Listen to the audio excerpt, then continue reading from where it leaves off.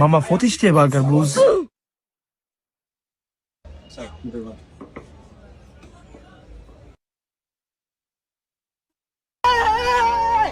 হ্যাঁ যেমন না খালি খাস দেখতো না বার্গারটা 25 টাকা কিনছি। যেমন কি আছে কিনা আনছি খামু, এত পন্ডিত গিরি করিস না বেটা। 25 টাকাতে বার্গার কিনছি তো খাওয়ানোর লাই। আমনা সাই কি মুখ লারেন মিয়া, জান তো ভাই জান, এমনি মেয়ে অসুখ বিসুখ ছাড়া না।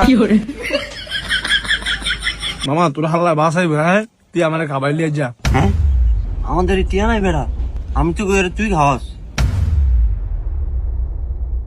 আমি তোর সঙ্গে দোয়ান দেখাইছি, আমি কি জানিনি আমি কি দিয়ে আনছিনি। ওই বেটা আমার তো নাই।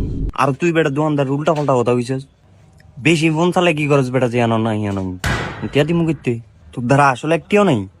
হ্যাঁ নাই তন কিরবি মামা আমাদের একটা বুদ্ধি আছে।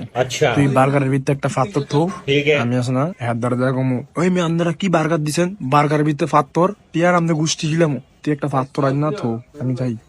হাই রে মামা কি বুদ্ধি কইলি, তুই যাই এর লগে লাগ, আমি ফাত্তর আনতাছি।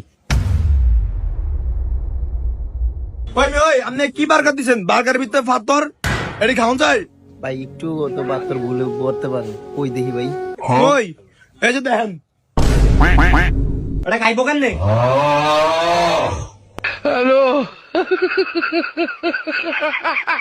দাদা আপনি কেমন আছেন? ভালো আছি দাদা। দাদা পাত্রটা কি বড়?